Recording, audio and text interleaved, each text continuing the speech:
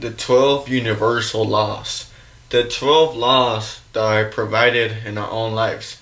The things that keep us going that can be contributed into our own lives into being the best person you can be. And if you don't know anything about 12 universal laws, then you're basically not being aware of the tools that we have to be aware of, right?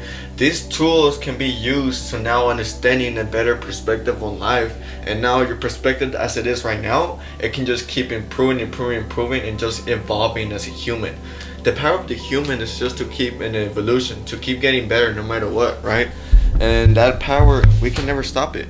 Like our whole process as humans is to evolve. It's kind of like animals transform, they evolve, right? It's kind of like plants, they go through photosynthesis, and they keep growing as as the prime plant that they can be, and they keep the purpose, right? The animal's purpose to make sure they live in the wild and enjoy nature, right? The purpose of plants is to produce oxygen, to produce herbs, and produce roots that could keep earth as prime as it could be regarding nature, right? But these laws are specifically for us, who are consciously and have a mindset that we can control anything in our life. If you have a conscious that now the creator, and now you have inputted that mindset into yours, that perception is always going to change if you learn this 12 universal laws, right? So just to start off with it, right? Law of divine oneness. Everything is connected. You have to know that everything is connected in a certain way where if you're doing something, it's just gonna lead into something that's connected towards you, right? The reason why you want to do it at the first place is because you love it.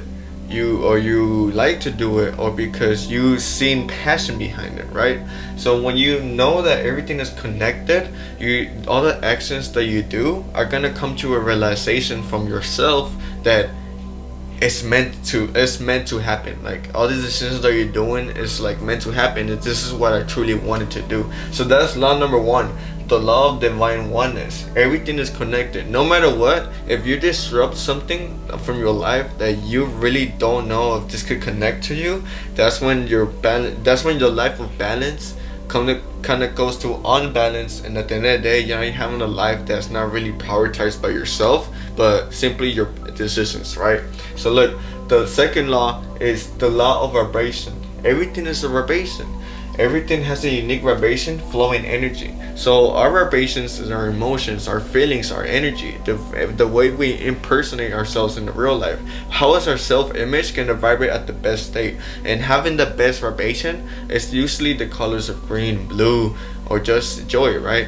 The emotions of the highest vibration is, like I was mentioned, joy, excitement, fulfilled, happy, excited. All those emotions are beautiful because those emotions are really attracted to, like those emotions that people feel, they're gonna be attracting a lot of people from your outside, and which leads to a lot of outcomes that are gonna be positive and a much more better situations for you, right? So that's the second law, right?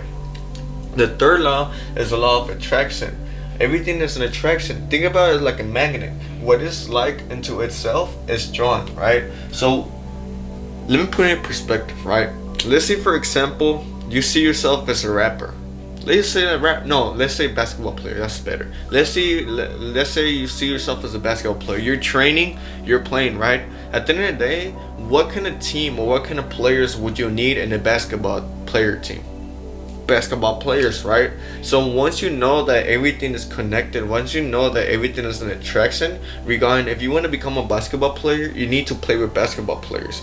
There's no basketball player that plays with soccer players, with practice with boxing players or practice with volleyball players. No, they practice with basketball players because everything is an attraction. So this can be used to any various methods, right? If you want to see yourself as a wealthy person, you need to hang around with wealthy people, and that's what attracts yourself with wealthy people, right? So that's the law of attraction. The law of correspondence, as above as below, right? It doesn't matter. Everything in life is balanced. It doesn't matter if you do try too hard, or it doesn't matter if you try less. At the end of the day, everything is balanced no matter what. It just evaluates on who you are and efficiency, right?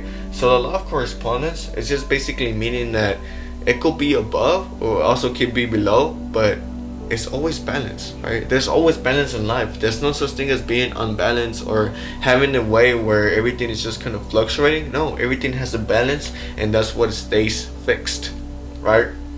So look, the law of action. Manifestation requires action that are aligned with those decisions. So the law of action is basically the action and being conscious enough that those decisions that you do every day is because it aligns with the actions that you want to do, right? But let me say it like this. Like, let's go back into the basketball player example, right? Let's say you're a basketball player, right? But then you were here trying to play soccer.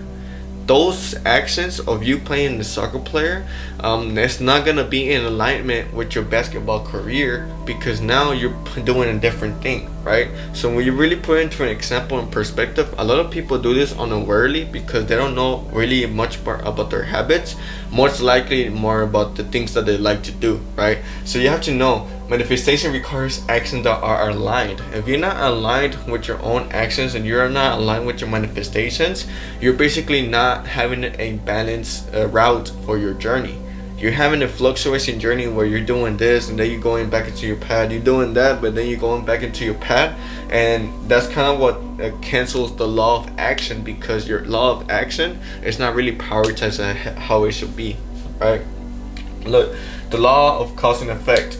Every action has a consequence. Everything that you do in life has a consequence. That is why if you do something bad, you're gonna have a bad outcome. If you do something good, you're gonna have a good outcome, right? It just depends on the controller. The conscious controller is the one who consciously makes decisions. So the law of cause and effect, this should help a lot of people rewire your brain into the decisions that you do, because the things that you do, it has a consequence. And like I was mentioning, it has a cause and effect, right? You have 3 pillars, but if one of the pillars fall down, all the pillars are gonna fall down as well, because that's how it works. That's how the outcome works, and that's the law of your universe. You can't do anything about it, but other than just respect it and just flow with it in the right way. Never disrespect the laws, right? So law of compensation, right? We are rewarded for action. So this is basically referring back into the law of action, but this time we actually get rewarded for action, right? So let's say, for example, going back to the basketball player example, right? You're a basketball player, but now you stop training with soccer players and now you start training with basketball players, right? You distance yourself from the soccer players because you're starting to realize that that doesn't help you in any way, right? What you actually need is experience of basketball, more experience, more levels, more mentality, more training presets for your own form when you're playing, right? So now once you're training with much more basketball players, now you're gaining much more knowledge and much more experience with people who are playing the same sport as you. So now, since you're doing that action, you took the action, now you're being rewarded by becoming a better basketball player and becoming undefeatable, right? So that's the law of compensation. So now, moving on forward, law of perceptual transmutation of energy. Energy always changes and moves. You have to know that our energy is always steady and moving, fluctuating, right? And our energies is never the same. Because at the end of the day, if that was the case, everybody will be happy as it is. Sometimes people feel sad, sometimes people feel worried, sometimes people feel stressed, and it's completely normal because we are humans, right? That's how we grew up, and that's the way how energy fluctuates in our own minds, right? So once we realize this, all of our energies is gonna be completely either gonna be at the best state or at the lower state. It just depends on what energy you want to give off, right? At the end of the day, most of the times you can really control your energy regarding of the places that you're in or the persons or the people that you're surrounding yourself with, right? Because let me put it into a picture. Let's say, for example, you're in a funeral, right? Obviously, you're gonna be sad. You're gonna be sad no matter what. You can't be happy. You're gonna be relieved. You can feel some sort of gratefulness, but you can't be happy because you lost someone precious to you, right? And that's just like a picture. I'm just trying to say that nobody here is forever happy. They just know how to be at the best state of mind, right? And let me put it into another picture, right? Let's say you're hanging out with around people and they start putting sad music.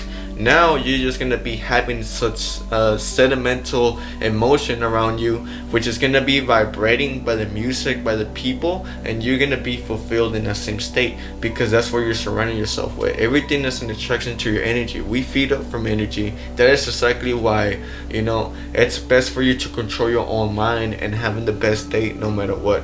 Alright? So that's the perceptual transmutation of energy. Energy always changes and then moves, right? So look, the law of relative, this is an important one. It's all relative, right?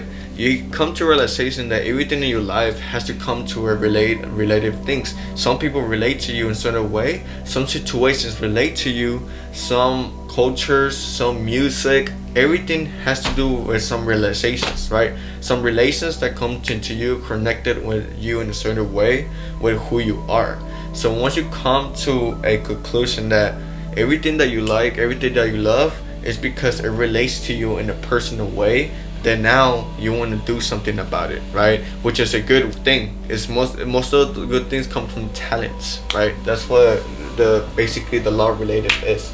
So the law of polarity, right? There's always two sides to everything. Nobody's right, nobody's wrong. There's always two sides to everything. So there's always going to be different perspectives, different views. That is exactly why you gotta stay in your own perspective and your own view. A lot of people tend to say, you know, if you go in this religion, if you follow this path, if you follow this, if you do this, if you do that, you're gonna be a different person. But at the end of the day, it doesn't matter as long as the person who's within holding to and bound to do that decision is ready for it and actually loves it, right? Some people are forced into doing things that they don't want to, and that's exactly why there's always two sides to everything, because they probably see it the good side, they didn't see it the bad side, right? But not everybody gets the same mentality. Not everybody has the same perspective. Not everybody has the same amount of money. Not everybody has the same amount of perspectives, right? Or opinions, I would say, opinions. So the law of rhythm. Nothing is permanent. You need to realize that nothing stays the same. Nothing is perfect. We live in a world where everything is freedom, right? It's flowing. It just keeps going ever and ever. So when people try to say that being perfect is such a concept, that's not really being real, because there's nothing in the world that's being perfect. If everything was perfect in the world, we wouldn't have the world as we have right now, right? Everything will be perfect as we speak. So everything has a law of rhythm, right? So going last, the 12th law, the law of gender. Manifestation requires a balance of energy. You need to be feminine and you need to be a male. You need to show masculinity and feminine energy. You need to realize that you need to release your ego. You need to release some sort of like masculinity, because at the end of the day, you have to show that you're human as well, right? You need to cry in those moments as well. You need to show emotions in those moments as well. You need to show that you care as well, because those are things that matter in the law of gender. Manifestation requires a balance of energy. So when you have a balance of energy, not anything in the world can be tolerated by you, or not anything in the world can be tolerated by your own sense and energy, because you have a flat rate of balance of energy, right? So yeah, man, those are the 12 universal laws. Study these laws and implement them in a way where you can have them and be conscious of them every day. I recommend you to have them a reminder and just put them out there. Put them out there in a way where everything could be making sense, right? The 12 universal laws is so important, right?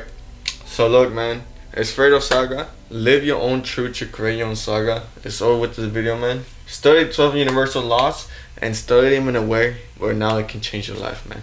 Until next one.